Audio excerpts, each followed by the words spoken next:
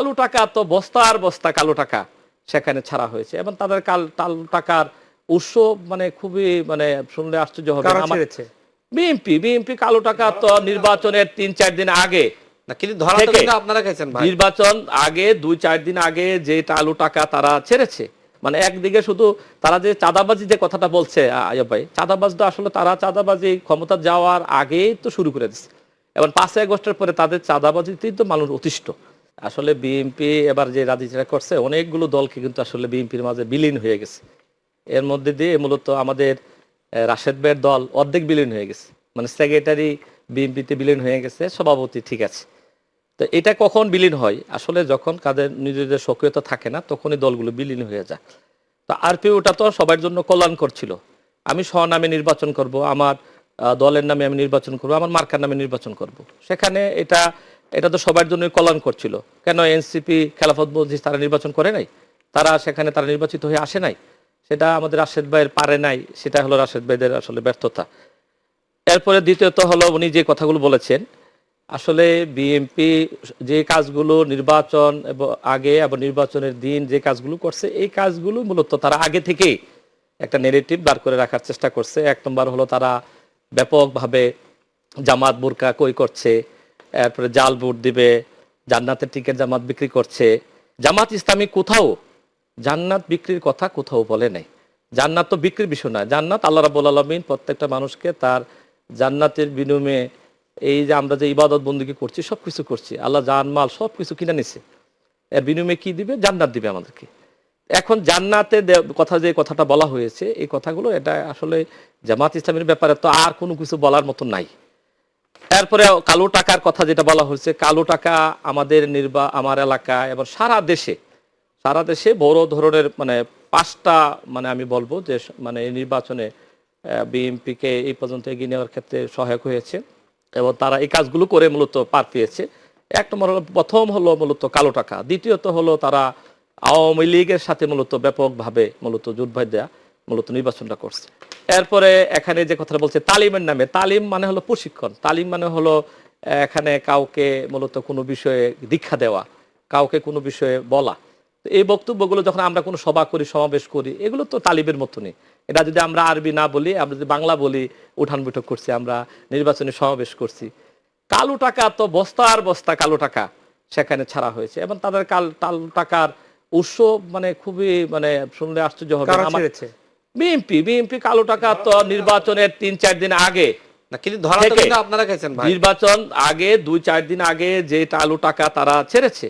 আমার এলাকায় যত মাদক ব্যবসায়ী আছে, যেহেতু কসবা আখাউড়াটা হলো সীমান্তবর্তী এলাকা, এটা অনেক ক্ষেত্রে এটাকে আজকে মানে তারা এমন জায়গায় নিয়ে গেছে মাদক কারবারিরা, এটা একটা দ্বিতীয় টেকনাফের মতো একটা দ্বিতীয় রুট বানিয়ে ফেলছে।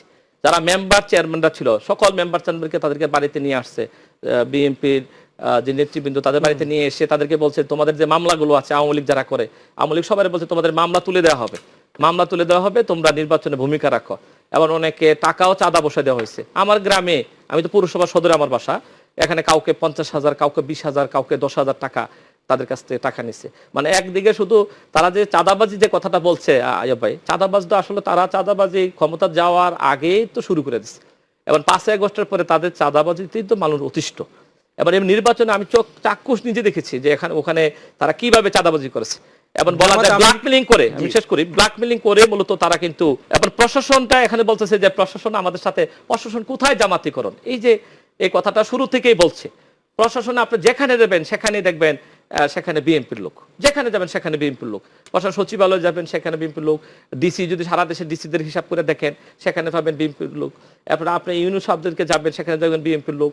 এরপরে এবার নির্বাচনে প্রিজাইডিং অফিসার বেশিরভাগ হয়েছে হয় কৃষি অফিসার, না কেউ সমাজ কল্যাণ অফিসার, অথবা স্বাস্থ্য কমপ্লেক্সের কেউ, অথবা কোনো জায়গার প্রিন্সিপাল, এবং সেখানে বাছাই করে দেওয়া হয়েছে। আমরা আমাদের এলাকায় 9 জন তারা বিএনপির প্রচারণায় অংশগ্রহণ করেছে, অথচ তাদেরকে সহকারী প্রিজাইডিং অফিসার হিসাবে কি করা হয়েছে, তাদেরকে নিয়োগ করা হয়েছে।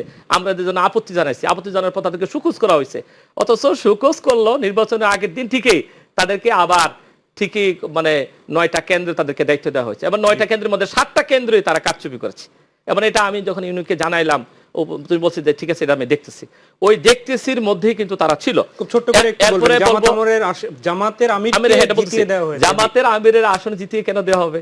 জামাতের আমিরের আসন, জামাত ইসলামের আমির তিনি জনগণের ভোটে নির্বাচিত। যেমন বাংলাদেশের জামাতের আমির কেন, বাংলাদেশের জামাত ইসলামী এই নির্বাচনে তারা আমাদেরকে ধরেন 70টা মানে 100-200 থেকে শুরু করে প্রায় ধরেন 7-8 হাজার, 10,000, 15,000, 20,000 ভোটে যে জায়গাগুলোতে আমরা পরাজিত হয়েছি, এগুলোর ব্যাপারে তো আমরা 32টা আসনের ব্যাপারে আমরা অভিযোগ করেছি। আবার বাকিগুলো আমরা যা স্থানীয়ভাবে এবং আমরা অভিযোগ করেছি।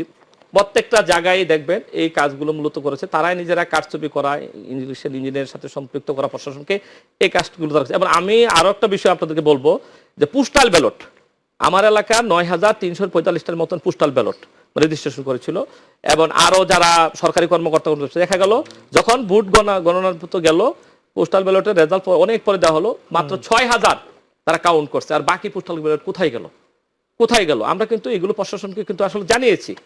এরপরে আজকে যে কথাগুলো তিনি বললেন যে আমরা জামাত ইসলামী এই যে পোস্টার কোটি কোটি টাকার পোস্টারিং করছে, নির্বাচনে যতটুকু নিয়ম কানুন আচরণবিধি মানার ক্ষেত্রে জামাত যতটুকু দায়িত্বশীলতার পরিচয় দিয়েছে, এটা বিএনপি যদি পরিচয় দিত তাহলে তো বাংলাদেশের মানুষ খুব খুশি হতো।